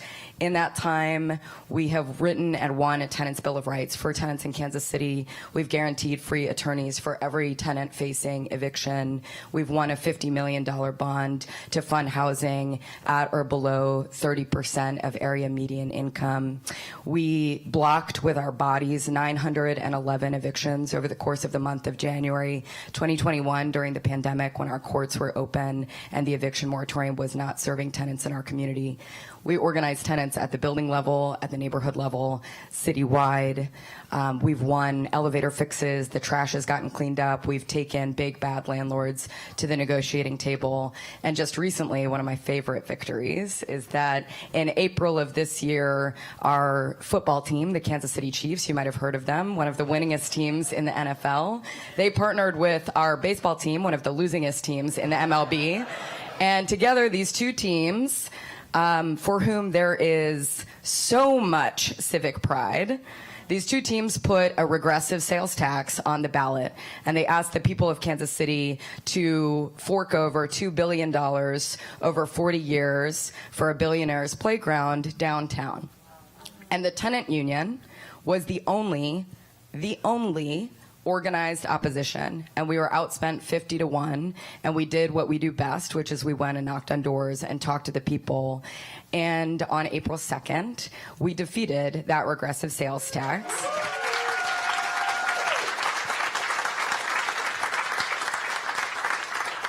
And it wasn't close. We won by 58%. So the tenant union is on the side of the people, and that, I think, is it's an amazing story. I love telling it, obviously, and it's not a story of magic. It's a story of good organizing. So the one other thing I want to leave you with to describe some of the organizing that we're up to, I also organize with tenants across the country. We've been organizing in a Homes Guarantee campaign for the last 7 years, and just recently, and it's not totally public yet, but I will break a little bit of the news, just recently we've decided to come together and start a national tenant union federation.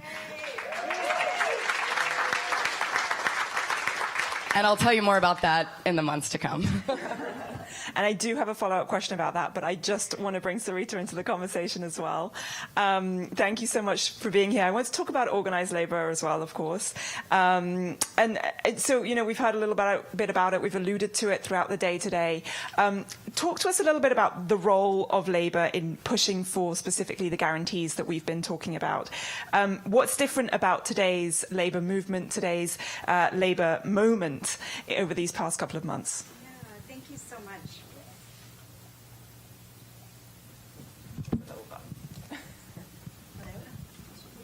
Okay, thank you. All right. Well, thank you so much for that question. And I also want to just extend my thanks and gratitude to Oxfam and Economic Security Project for inviting us to be a part of this conversation. And congratulations, Natalie, on such a fantastic book.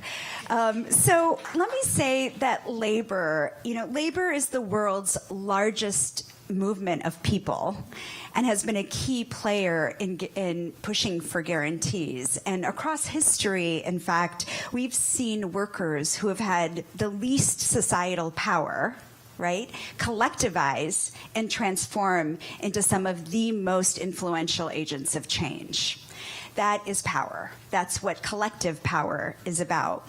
And if we even look at our history in the US, from the Bread and Roses strikes in the textile mills in Massachusetts in 1912, which were led by women and immigrants, to the Battle of Blair Mountain in West Virginia when coal miners fought strike breakers, but also they set the groundwork for the New Deal labor victories that are in fact guarantees, right? Minimum wage, elimination of child labor, health and safety standards, overtime pay, and the list goes on. But the reality is that today's landscape really has changed, but the need for a strong labor movement is as essential as ever. So let's just take what we've seen, Workers in Motion this year. It's been a magical moment. So think about the writers' strike. The writers' strike, which won protections against the use of artificial intelligence, a feat of regulation that even governments have found vexing, right? Or take the hard-fought wage and safety gains won by part-time and full-time UPS workers, right? But today is also different. It's exciting that there's so much momentum on our side and that workers are really mobilizing. But it is a different picture from decades past. While more workers joined a union last year, the percentage of workers who belong to a union hit a historic low of 10%. And there's many factors for why that's the case. It's hard to form a union in this country. We don't have, the laws are not on our side, but also the creation of new jobs that are often non-union jobs. So you set that against the early 1980s when unionization numbers, frankly, were double this number.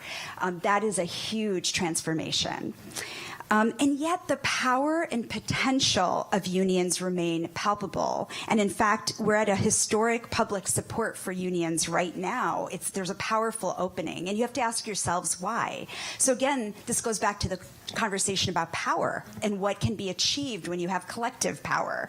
Well, one is union membership not only raises wages, but it nearly halves the racial wealth gap in this country between black and white families who belong to unions. Right? Unions raise women's workers' hourly wages by nearly 10% compared to non-unionized women workers. And in fact, in the face of the present challenges related to labor, the ability ultimately of collective bargaining rights and the ability for people to come together and negotiate with any entity that has power over their lives has to be part of a guarantee for a just economy. That is essential. And so I want to just share, first of all, congratulations, Tara. That is amazing, I love hearing these victories. And Tara talks about one form of a way we should think about expanding bargaining in this country, the idea of collective bargaining, the idea that workers or people can come together and negotiate with landowners, with building owners, with others, with banks, financiers, et cetera, in addition to employers is really, really critical in this moment.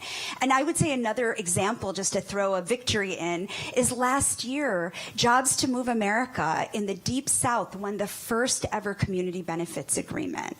And this was a massive agreement with a bus manufacturing plant in Alabama, ensuring that 45% of new hires under a $500 million bus contract with the municipality came from the local historically marginalized groups, which include Black, Indigenous workers, women, and veterans. This is a huge deal, the first of its kind in the Deep South. But these are the kinds of victories and examples of power building and impact that we need to have. And this is really important in the face of the increasing concentration of power that Lindsay talked about on the last panel, right?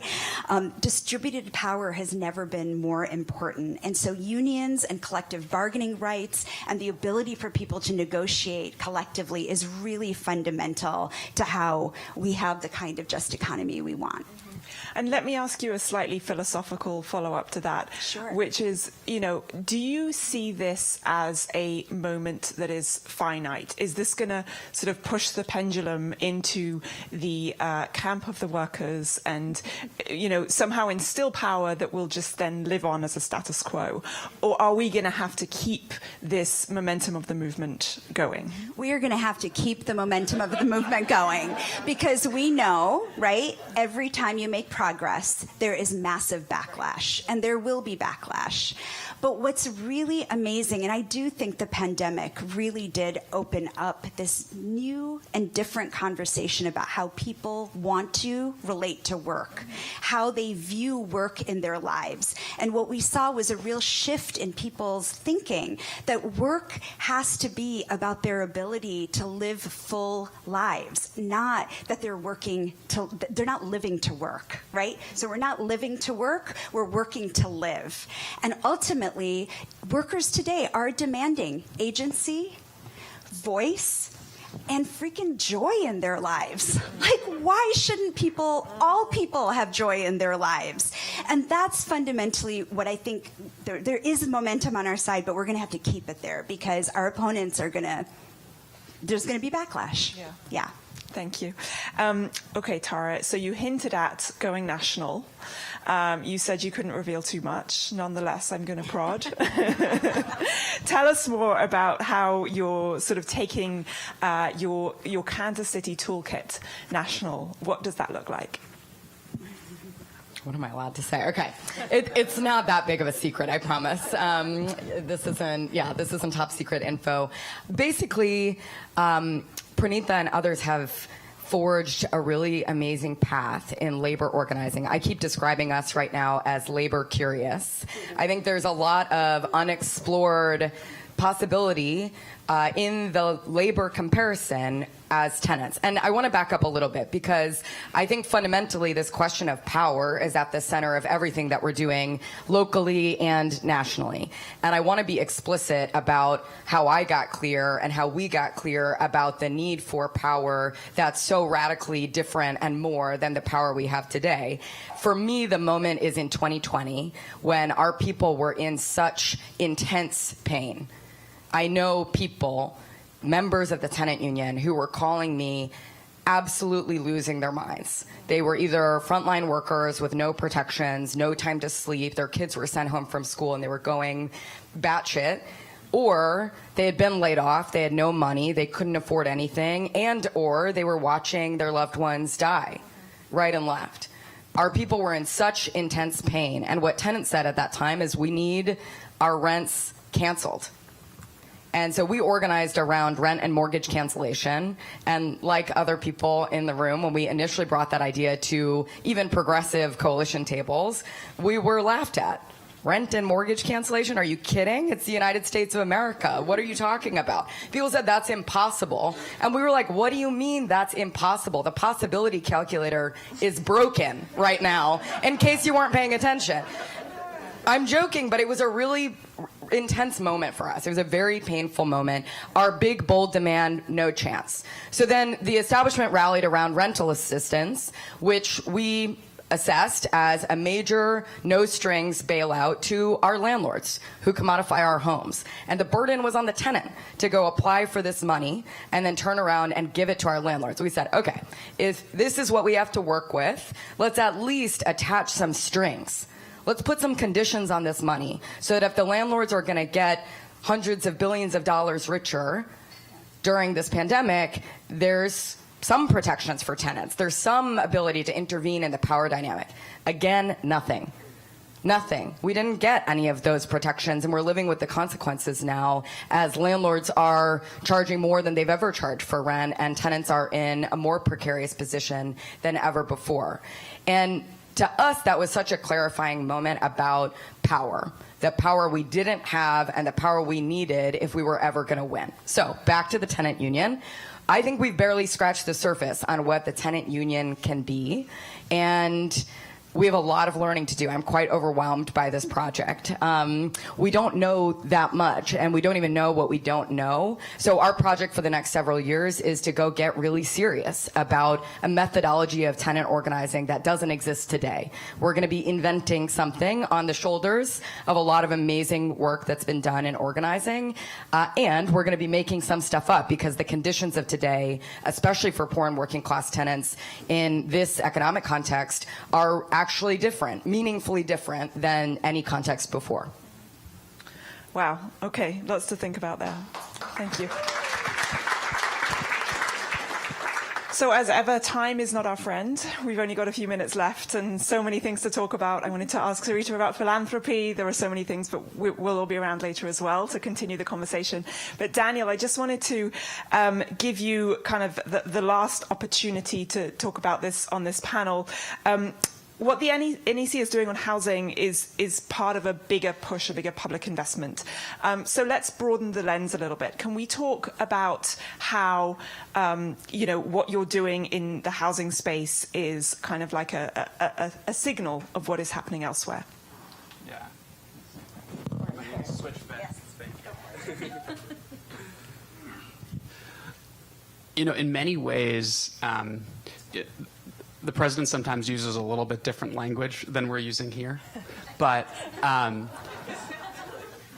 he talks a lot about his economic project being rejecting a school of economic theory that was trickle-down economics that said the way to provide growth was to cut taxes, cut regulation, and for government to get out of the way, and it would work itself out. And his view is very different across sectors of the economy. He has, I think, shown through things like the Inflation Reduction Act, the CHIPS Act, in targeted areas that it's actually quite different. We should be putting forward massive public investment that then can crowd in private investment in ways that will be more shared for workers, more shared for low-income people, more shared for the middle class. And we need to reorient our tax policy, fundamentally reorient our tax policy so that we are raising more revenue from the rich, raising more revenue from large corporations, and using that to fund key national priorities like a massive public investment in housing, for example. And so I think one of the key focuses for us in the year ahead, I think two of them I'll mention. One, we need to really kind of throughout the country establish proof of concept that public investment in housing, public investment in people, public investment in renters makes sense, and it's what we should be doing right now. And two, here in DC, as we're approaching a very important 2025 really national conversation and debate about tax policy and fiscal policy, making sure that we are using that as an opportunity to really reimagine our tax code so that at the end of that debate, we are through that and think to ourselves, we're now raising revenue from the rich, we're now raising revenue from large corporations, and we can do the kind of public investment that we should be doing in things like housing, in things like childcare, in things like a child tax credit. That's his plan, and we really think that this is going to be a critical period in the next year or two to fight for that. Tara, do you want 30 seconds, your response to that, considering what we heard from you? The rent is too damn high. And the rent is also not based on the quality or condition of our homes. It's based on whatever the market allows. And the architects of the market are our landlords. So I'm so excited to hear you talk about public investment, Daniel. And I think there's also ways that we need to be regulating the actors that have consolidated the rental market and are making money hand over foot off of our basic need for a home. And we also need an urgent solution, which is rent regulations. We believe this is within this administration's authority to enact, especially through the $150 billion in annual federal financing from Fannie Mae and Freddie Freddie Mac that goes to finance a lot of our homes across the country. All of those public dollars, financing, subsidy, tax credits should come with strings attached that protect tenants and fix that imbalance of power. Wonderful. Sarita Daniel. Thank you so much, and I really look forward to continuing this conversation. Thank you. Thank you.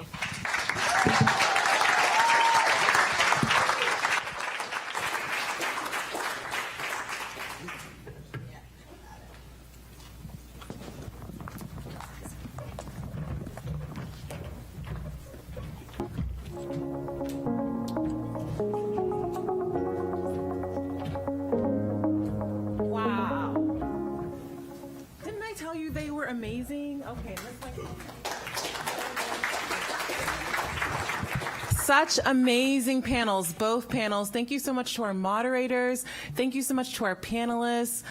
This was such a phenomenal discussion, and I'm excited to continue the conversation.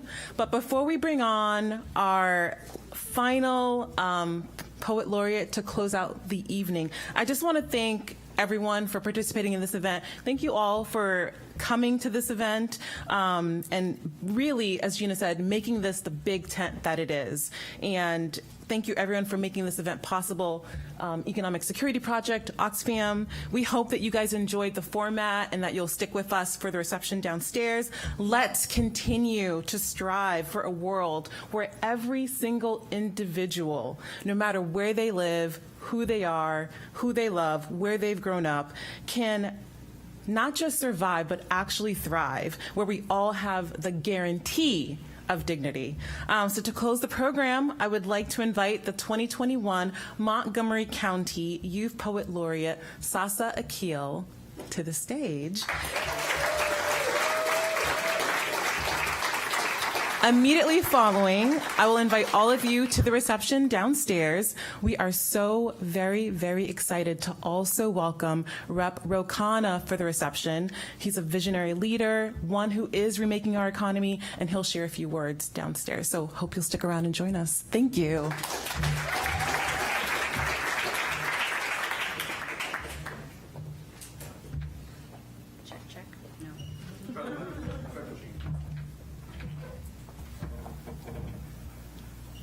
Check. Almost. There we go. Hello, everybody. My name is Sasa, and I'm going to recite a poem for you today. But before I do that, I want to teach you a little bit about poetry and how to engage with it. A lot of people will hear poetry and they'll just kind of sit there and not know. But in the poetry slam tradition, we have a couple things that we do and we appreciate poetry. So if you hear a line that really resonates with you, please don't hesitate to give a snap. You can snap with me. Yeah. You can also do a loud clap or like a stomp. You can do a nice stomp. Or what we call here in the DC poetry community, the sweet chocolate noise. You can go, Do it with me. If you feel moved at all. So I'm going to recite a poem that is dedicated to the people of Wheaton, Maryland, where I had the great pleasure of growing up. And this is about them. What we know is the way our streets sound. The rumble of broken down junkers, tire screeches, and bus horns as motorcycles run lights. What we know is the way our streets sing. The preacher on the corner speaks of heaven, and the old man hums to himself, stepping to a tune only he can hear and feel. If hard work always renders reward, then the richest man in this town should be the flower seller, who stands on the corner, selling roses as red as the light when it changes, who does not slow, who does not tire. The richest man in this town should be the day worker, who spends his days in toil, who rests for a moment on the grass by the road before returning to work again. What we know is the way our neighborhoods look. No sidewalks, full of potholes, nearly forgotten by the city, and yet what we know is the way our neighborhoods shine, the way they are alive, green and warm and wide, with quinceañeras and cookouts that last into the night. If hard work always renders reward, then the richest woman in this town should be the nanny, who watches other children all throughout her day before returning home to take care of her own. There is no rest for the weary. The richest woman in this town should be my mother, who raised 6 children, ran a school, and continues to move mountains.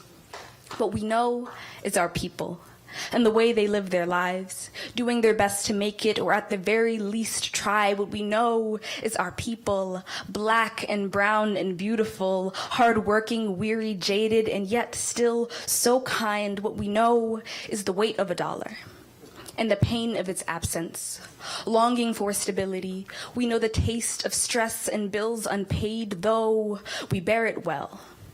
What we know is that a guarantee could change a life. And the flower seller never wished for riches, only enough to get by, his fingers pricked by roses, his pockets running dry. What we know is that the nanny never asked for the world, only for her children to be cared for too. My mother simply wants to retire, not today or tomorrow, but someday soon. What we know is that we live beautiful lives, and a guarantee would not save our worlds. It would just make our burdens more light, make our laughter a little louder, make it resound throughout the night. Thank you.